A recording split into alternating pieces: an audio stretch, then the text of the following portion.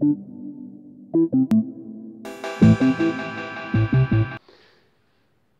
à vous, une petite vidéo vlog en ce début de campagne pour vous expliquer quelques petites choses sur les quelques contributions du Kickstarter. Quelques petites précisions. Donc Kickstarter qui dure jusqu'au 11 mai et dont l'objectif principal est en fait de récolter les fonds pour financer l'impression et l'envoi des paquets de cartes. Parce que la conception du jeu en soi est quasiment aboutie, parce que ça fait environ 2 ans qu'on travaille dessus. Une grande partie était sur le gameplay quand on le faisait surtout entre nous, principalement pour nos amis, et puis vers la fin, on s'est plus attaché sur la forme qu'on allait lui donner pour que ça ait un aspect commercialisable. Tout à fait. Donc du coup, là, ce qu'on demande pour Kickstarter, c'est tout simplement les 5 000 €. On a de quoi imprimer le jeu, déjà, c'est quand même important, et de quoi vous l'envoyer.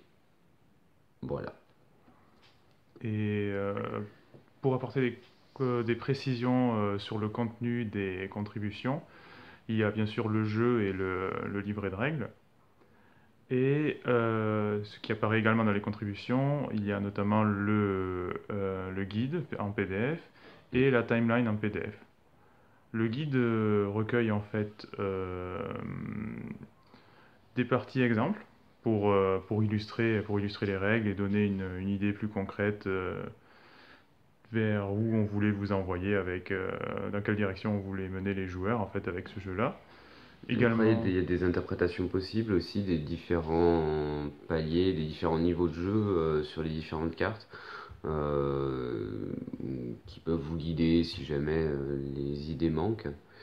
On intègre aussi des techniques d'interprétation pour que ce soit plus facile, plus aisé quand on n'a pas l'habitude de trouver des arbres et des têtes à travers quand on regarde les nuages ou normalement on l'a tous, hein, mais bon, je sais jamais, ça peut toujours aider.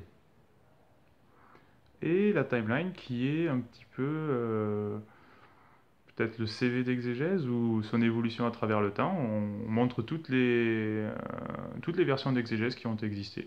Depuis la toute première qui était Ah, c'est pas simplement celle-là. des cartes avec des listes de mots dessus.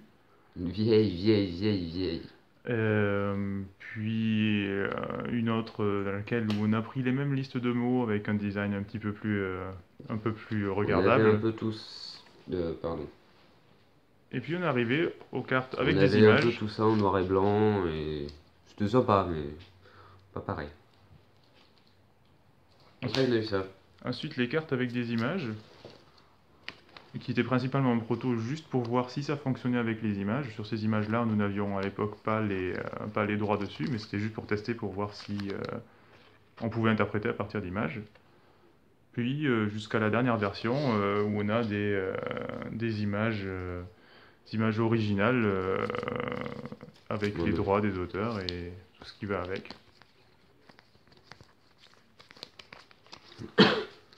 Cette timeline contiendra aussi quelques commentaires que l'on ajoutera pour expliquer pourquoi on a changé le format, quels étaient les avantages et les inconvénients de chaque changement et de chaque évolution. Donc là.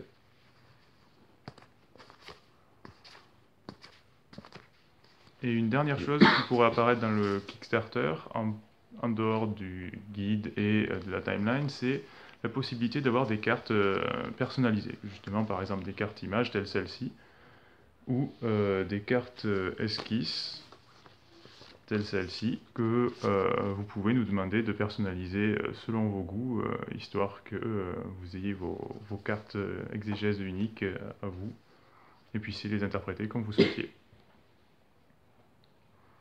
Pour aller un peu plus loin là-dessus, l'idée, c'est pour les cartes esquisses, de symboliser pour vous l'ensemble des types de jeux et des mécaniques de jeu qui vous plaisent vous et qui vous parlent à vous. Pardon, je regarde plus. Et pour les cartes d'interprétation, c'est plus d'avoir des univers et des cartes dans les univers qui vous parlent et qui vous amèneraient, voire même, je dirais, la carte solo, ça pourrait presque ressembler à une carte personnage pour le coup. Voilà. Et pour compléter, juste nous voulions encore préciser que le jeu Exégèse en fait se présente en 3 niveaux de jeu que nous allons probablement par la suite renommer mode de jeu, parce que c'est plus approprié. Et le premier étant celui qui est présenté dans la démo, qui contient simplement la génération d'un jeu par l'interprétation de cartes. Et le deuxième contient un jeu autour de cela, donc un jeu qui intègre la création de jeu. Nous voulons insister là-dessus parce que ce jeu, enfin, c'est un jeu, ce n'est pas juste un générateur de jeu. La génération de jeu fait partie intégrante du gameplay en fait. Si on le souhaite, on peut effectivement s'en servir comme générateur de jeux si on a vraiment envie de créer juste des jeux pour créer des jeux. Bon, ce qui est plus facile aussi sur les premières parties. Oui, ça va plus vite. Ça va plus vite. Mais effectivement, pour ceux qui trouvent que ce n'est pas suffisamment ludique de juste se borner à ça, il y a effectivement le mode de jeu numéro 2 qui intègre tout cela dans un jeu plus large. Bah, c'est surtout qu'on l'a pensé comme ça au début en fait. L'idée c'était vraiment de pouvoir avoir ce jeu complet où on avait tout un. Enfin, au début. En cours de création, c'était vraiment cette idée-là d'avoir un enchaînement de mini-jeux concrets avec exégèse. Et en fait, bah, c'est le jeu.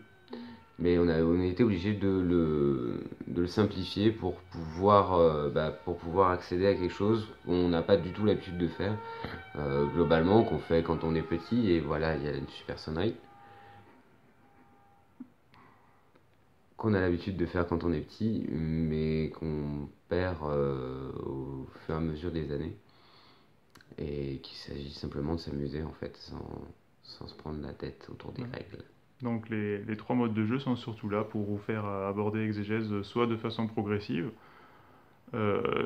soit simplement pour choisir le mode que vous préférez. Soit le premier mode de jeu de la démo pour des parties courtes et plutôt énergiques. Le deuxième mode de jeu toujours aussi énergique mais un peu plus long les parties et donc pour ceux Qu'on plus de temps. oui, qui ont plus de temps ou qui aussi trouvent que la génération de jeu en soi n'est pas suffisamment ludique. C'est un point de vue.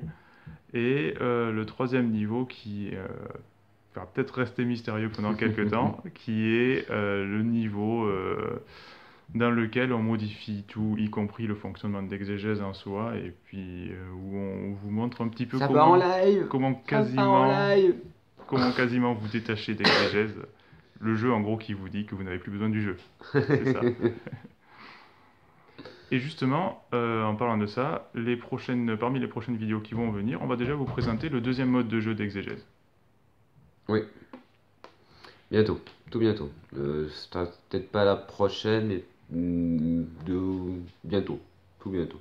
On va faire donc celle-ci où on va un peu plus expliciter qu'est-ce qu'il va y avoir dans le jeu global. Faire une partie jeu de rôle aussi, puisque on peut très bien faire du jeu de rôle avec. Et ça nous a été demandé quelques fois, Mm. même souvent, on va dire. Et une vidéo de partie solo aussi, puisque oui, c'est possible de jouer avec des gens solo, c'est un exercice différent, mais qui est ma foi fort sympathique aussi. Donc voilà, tout ça c'est pour bientôt.